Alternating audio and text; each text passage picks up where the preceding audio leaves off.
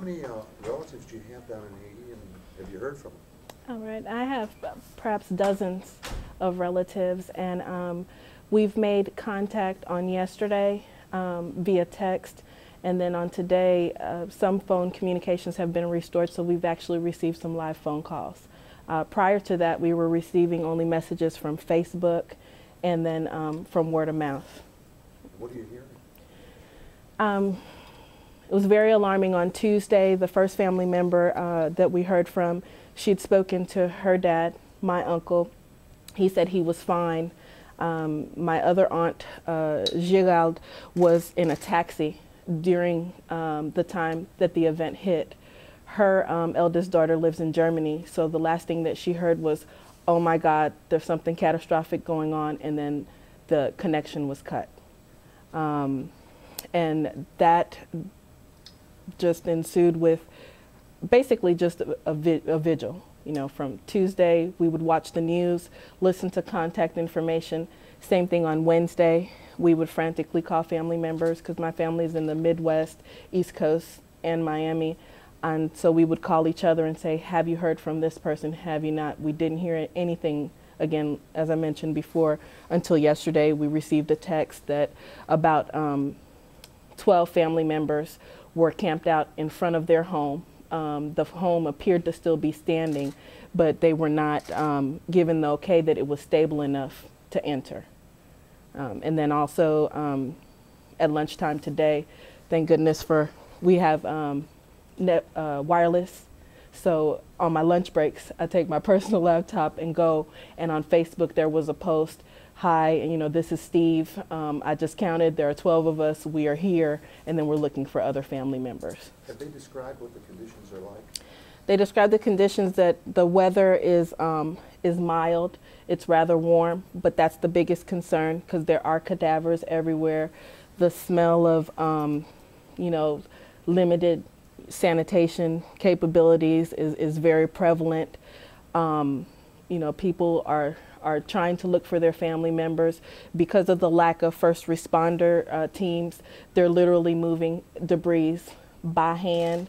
You're hearing people, you know, crying and very concerned and looking for health care, but they're also very upbeat. You're hearing people on the other hand still, you know, lots of prayers, lots of, you know, talking and trying to move forward.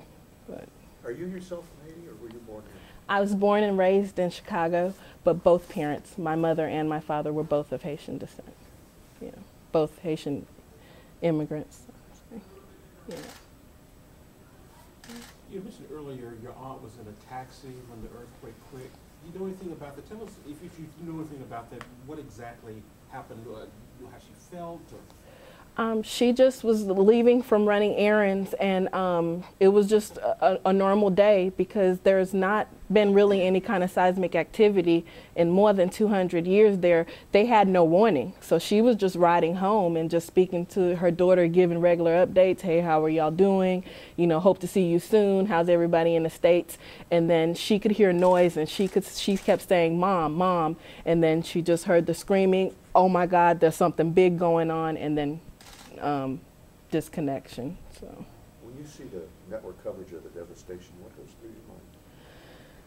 That there are so many resources and so many people that would love to help.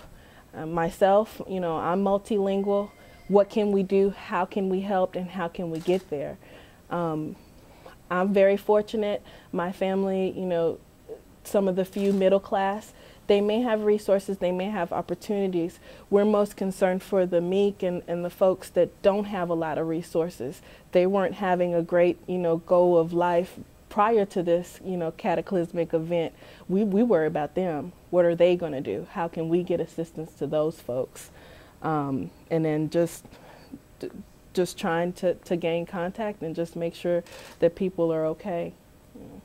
What was it like those days when before you did get contact? Because you got contact yesterday. Was the first time that you got? Yes.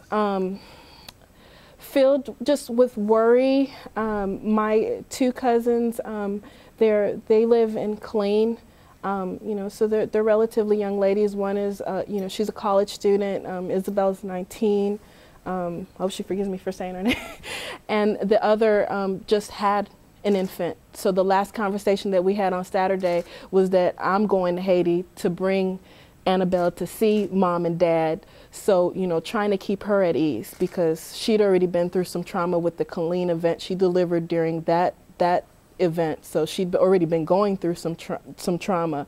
And so trying to make her comfortable and just say, remember, you have a newborn at home, you know, focus on that and let's keep praying, and then I'll do some of the legwork for you so that you can get some sleep at night.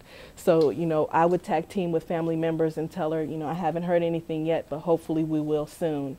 So that's just been a big challenge. So did you mean that you are thinking about going down to Haiti, or that was from before the earthquake? She was thinking about going to visit. She asked me, but I said that I'm relatively new back to the network, and I said I don't think I have an opportunity to go. I would love to, but you have a good time and say hello. So but she was thinking about going. That was her plan. She was going to leave in 2 weeks. She was waiting for her infant to be 6 weeks old to do the international travel. Yeah. Where in Haiti is your family from? From Port-au-Prince or from we have family primarily. They're living in Port-au-Prince.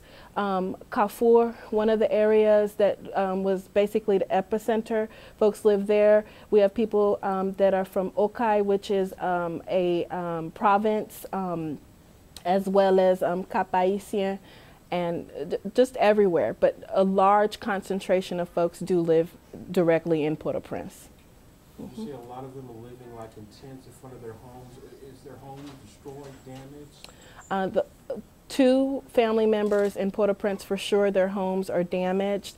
The persons that live in the outlying kind of suburban area, homes are standing, but they're just not confident with the land shifting.